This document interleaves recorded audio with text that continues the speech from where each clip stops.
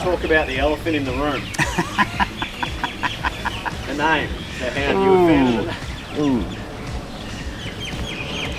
Yeah, look, I'm warming to it, Ben. I'm warming to it.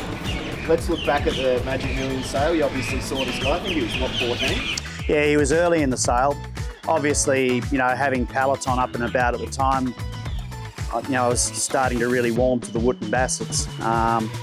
And he was a really nice horse off a good farm. Just, again, nice athletic type. Looked a little bit backward at the sales and probably even right now still does. I don't think he's a pre-Christmas at all, 2-year-old type.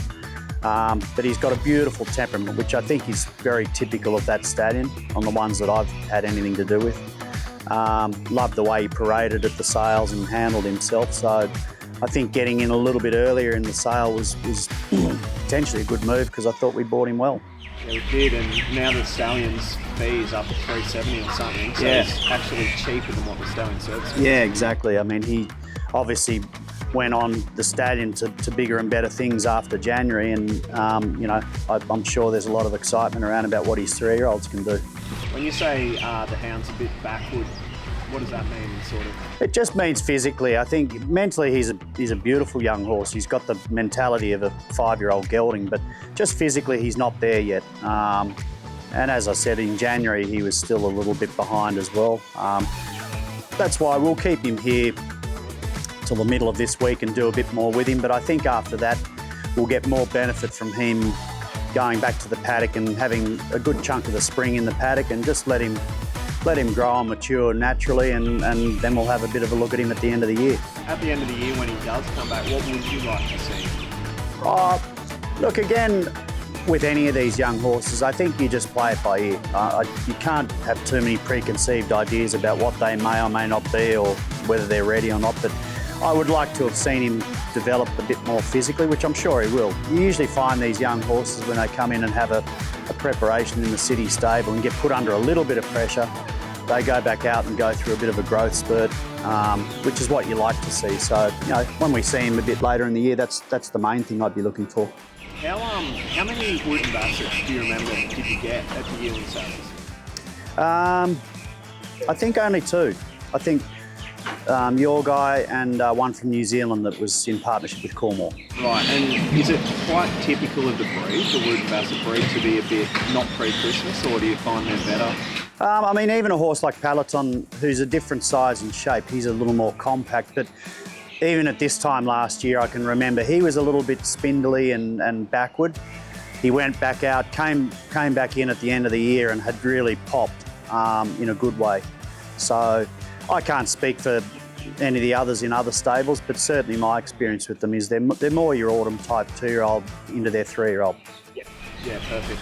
And on his dam side, Tesnine was a $1.7 million yearling. Do you know much about her family? I don't know a great deal about her family, only that she was an expensive yearling, which would lead you to think she was a pretty good type. She's certainly thrown that into this young horse. I think coupled with the stallion, it's a nice mix. So, you know, hopefully in 12 months' time we'll be saying what an inspired purchase it was. Well, she's a cool sister to Heatherly. Yes, it's a great family. I mean, it's one of the really great families in the Australian stud book. So, you know, I think to tap into that sort of bloodline, as I said, coupled with the Wootton Basset line, hopefully it's a recipe for success. Greg Bennett, broker in? Yeah, Greg does the majority of our yearlings. You know, going back as far as with Stay Inside, he does the fair chunk of them. He really liked this young horse, gave him some good reports during the breaking in process, and you know, we've seen him sort of come on a little bit since then too. Speed Gene test with the CC long, 1200 to 1600. Yesterday at the stable tour, you said I think he'll be at 1200 to 1600. And that was out even knowing the results. Is that what he sort of strikes at? You've got to get RC at some stage, don't you?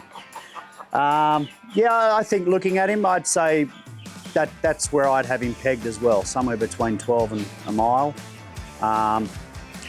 which is probably, again, a bit typical of the stallion himself. And obviously Heatherly, you know, was a very fast mare, so, you know, I think it's a nice mixture of middle distance and speed.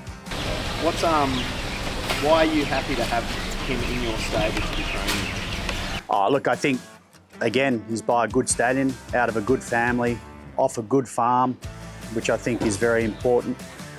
So you know he's been well raised. I think all those things